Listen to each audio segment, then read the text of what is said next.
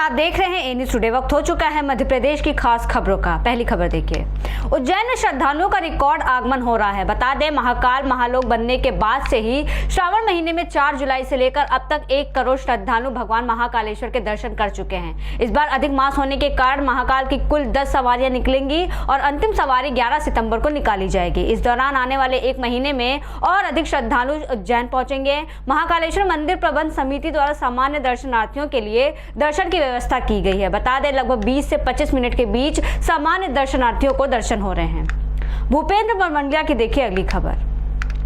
झाबुआ जिले का एक गांव कीचड़ और दलदल से भरा हुआ है। इस गांव की हालात इतनी दयनीय है कि लोगों का जीना मुश्किल हो गया है। गांव के प्राथमिक स्वास्थ्य केंद्र में लोगों का उपचार नहीं हो रहा है, बल्कि अस्पताल में पशु बांधे जा रहे हैं। जी हां, यहां के अस्पताल में डॉक्टर की जगह पशु नजर आते हैं। गांव में बना आंगनवाड़ी भवन पूरी तरह से जर्जर हो चुका है। आंगनवाड़ी की छत से पानी टपकता है। इसके अलावा ग्राम पंचायत भवन के पास गंदगी का अंबार लगा हुआ है और सड़कों पर बारिश का पानी भर चुका है। ऐसे में लोग मच्छरों के प्रकोप से परेशान है। कई लोग बीमारियों से जूझ रहे हैं। इस मामले में ग्राम पंचायत और प्रशासन ने इस ओर ध्यान न देकर गांव और जिम्मेदारियों से अपना नाता तोड़ लिया है।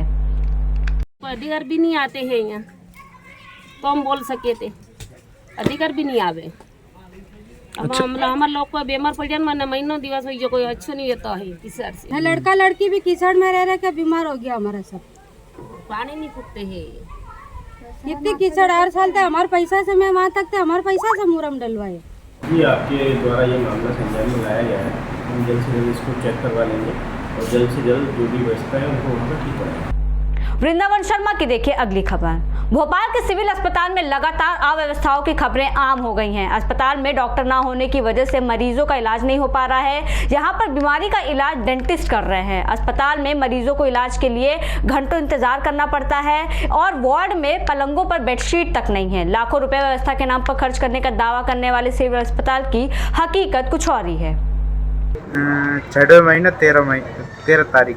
कितने महीने हुए? करवे 2.5 महीने हुए। फिर क्या हो गया?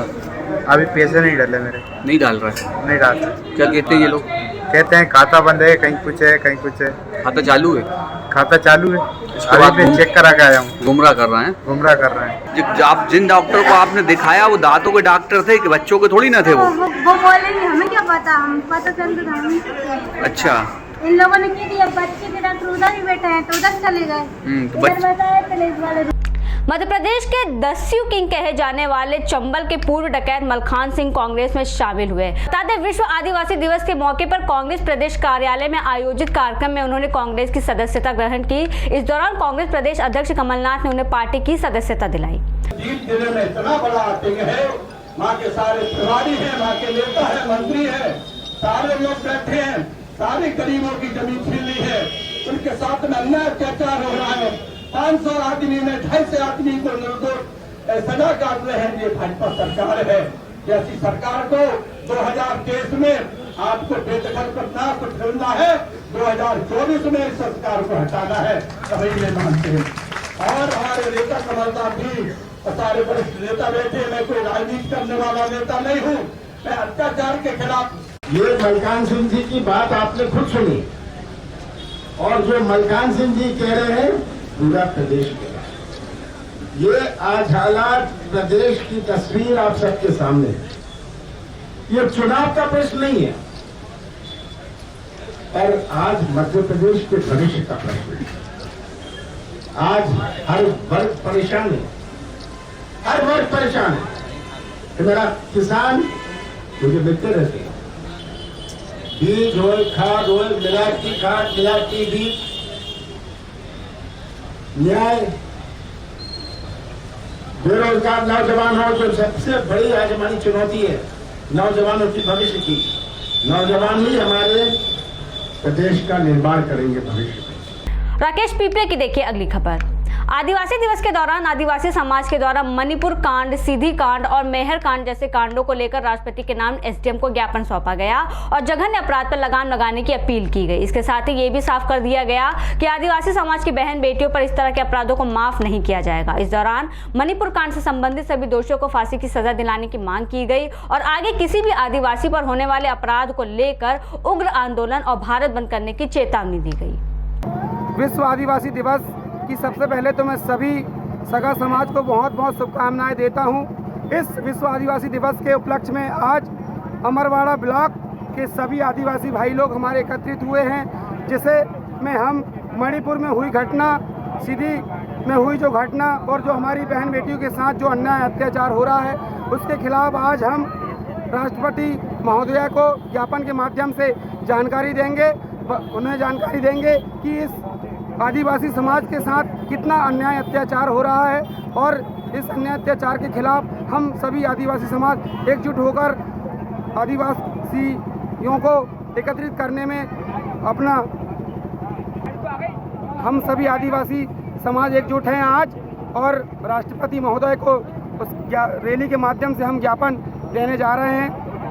कन्हैया नाथ की देखिए अगली खबर। बुधनी में रेलवे लाइन पार करते वक्त एक 35 वर्षीय महिला की ट्रेन से टकराने पर दर्दनाक मौत हो गई। घटना की जानकारी मिलते ही जीआरपी ने महिला के शव का पोस्टमार्टम कर मोर्चरी में रखा और परिजनों को घटना की जानकारी दी। बता दें कि बड़ी आबादी वाले रेलवे लाइन के लोगों को अपने कामों को लेकर आना जाना पड़ता है। इसके पहले कई लोगों की पटरी पार करते समय मौत हो गई है।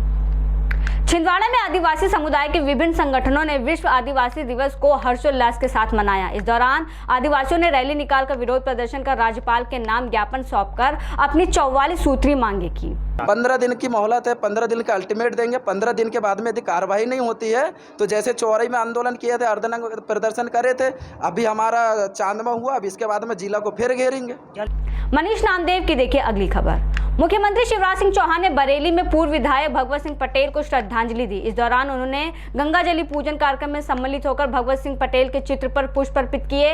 इस मौके पर सिलवानी विधायक रामपाल सिंह, पूर्व विधायक रामकिशन पटेल सहित अन्य जनप्रतिनिधि उपस्थित रहे। इसके अलावा वार्ड में शराब दुकान हटाने को लेकर महिलाओं ने मुख्यमंत्री को ज्ञापन दिया। तभी भगवत सिंह जी ही थे जिन्होंने 85 में भी चुनाव लड़कर भारतीय जनता पार्टी को मजबूती प्रदान की थी और यहाँ की जनता को नेतृत्व दिया था। वो सहज, सरल, सज्जन लेकिन जनता की सेवा करने वाले जनप्रतिनिधि थे। 3 बार इस क्षेत्र का उन्होंने प्रतिनिधित्व किया। जनता के बीच अत्यंत लोकप्रिय और सबकी सुनने वाले और सबकी सेवा करने वाले, सबके प्रिय भगवत सिंह जी हमारे बीच नहीं है। मैं आज उनके चरणों में श्रद्धा के सुमन अर्पित करने आया हूँ। कुलदीप गुप्ता की देखिए अगली खबर। कांग्रेस के दिग्गज नेता और मध्य प्रदेश के पूर्व कैबिनेट मंत्री जयवर्धन सिंह अपने 1 दिवसीय दौरे पर शिवपुरी पहुंचे। प्रेस कॉन्फ्रेंस के दौरान उन्होंने कहा कि मध्य प्रदेश में एक ही नारा चल रहा है, शिवराज भाजपा, महाराज भाजपा और नाराज भाजपा। शिवराज भाजपा, महाराज भाजपा और नाराज भाजपा।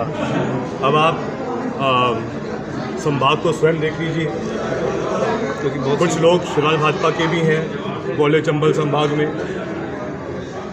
महाराज भाजपा के तो मुखिया है ही सिंधिया जी और उनके जो कुछ मंत्री हैं इस संभाग के, और फिर नाराज भाजपा के मुखिया है नरोत्तम मिश्रा जी। तो अगर आप देखें तो ऐसे समीकरण भाजपा के पूरे मध्य प्रदेश में हो गए। दतिया में शासन के निर्देश पर राष्ट्रीय सेवा योजना के तहत 75 पौधों को अमृत वाटिकाओं में रोपा गया है। इस मौके पर महाविद्यालय के प्राचार्य डॉक्टर DR राहुल के अलावा अन्य शिक्षक और छात्र छात्राएं भी मौजूद थे। अमृत वाटिका में रोपण किए गए पौधों का पूरा संरक्षण किया जाएगा। महाविद्यालय में शासन के निर्देशानुसार 75 पौधों को रोपा गया है और ये 75 पौधे अमृत वाटिका में रोपे गए हैं और अमृत वाटिका की स्थापना महाविद्यालय परिसर में की गई है। शासन के निर्देशानुसार इन पौधों को रोपा ही नहीं गया बल्कि इनको संरक्षित रखने के लिए भी हम आवश्यक कदम उठाएंगे। मेरी माटी मेरा देश अभियान का शुभारंभ राष्ट्रीय ध्वज फहराकर किया गया और शपथ दिलाई गई। इस दौरान कलश में माटी लेकर अमृत कलश यात्रा निकाली गई और अमृत सरोवर तालाब के आसपास पौधों का रोपण भी किया गया। आयोजित समारोह में मौजूद कलेक्टर मनोज पुष्प, SDM सहित जनप्रतिनिधियों, अधिकारियों ने देश के लिए बलिदान देने वाले वीरों को याद किया। रजनी लिटौरिया की देखिए अगली खबर। दतिया में सुप्रसिद्ध कथावाचक पंडित प्रदीप मिश्रा के आयोजन को लेकर विवाद शुरू हो गया है। दरअसल देश के अलग अलग हिस्सों में प्रदीप मिश्रा अपने भक्तों को हर कथा में शामिल होने के लिए आमंत्रित करते हैं, लेकिन दतिया में उत्तर प्रदेश के मैनपुरी, ग्वालियर, भिंड, मुरैना और अन्य स्थानों से पहुंचे श्रद्धालुओं को स्थानीय आयोजकों की वजह से परेशानियों का सामना करना पड़ रहा है। इन श्रद्धालुओं को आयोजकों ने कहा कि कथा गृह मंत्री द्वारा सिर्फ दतिया के लोगों के लिए कराई जा रही है। बाहर से आए श्रद्धालुओं को दूसरे पंडालों में कथा सुनना पड़ता है और उनके खाने पीने की भी कोई व्यवस्था नहीं होती है। बता दें, पंडित प्रदीप मिश्रा की कथा शुरू होने से पहले बुधवार को दतिया में महिलाओं ने कलश यात्रा भी निकाली, लेकिन गृह मंत्री डॉक्टर नरोत्तम मिश्रा के समर्थक और आयोजकों की वजह से बाहर से आए श्रद्धालुओं को खासी परेशानी झेलनी पड़ रही है। जी की कथा सुनने के लिए आए, उन्होंने ऐलान किया कि आप सभी भक्त आओ, दतिया में कथा हो रही है, तो हम लोग आए। अच्छा, आगे पंडाल हम जो बैठे हुए हैं तो हम लोगों को बाहर कर दिया गया है कि आप लोग बाहर पंडाल में जाइए, ये कथा दतिया वालों के लिए है। मैंने तो नहीं आपको बुलाया। जो कथा करा रहे हैं, जो नरोत्तम मिश्रा जी हैं, वो कथा करा रहे, वो आप खुद आके स्वयं कह के गए हैं कि आप लोगों को मैंने नहीं बुलाया है। स्वप्निल जैन की देखिए अगली खबर। जन शिक्षा केंद्र एकीकृत शासकीय उच्चतर माध्यमिक विद्यालय गूडर में शिक्षक विधायी सम्मान का समारोह किया गया, जिसमें शिक्षक केशव प्रसाद सोनी, भगवान दास मांझी और अतुल शर्मा को सेवानिवृत्त के बाद विदाई दी गई। कार्यक्रम से सेवानिवृत्त हुए शिक्षकों को माल्यार्पण, श्रीफल और शॉल देकर सम्मानित किया गया। फिलहाल इतना ही। देश और दुनिया की तमाम बड़ी खबरों के लिए बने रहिए ए न्यूज़ टुडे के साथ।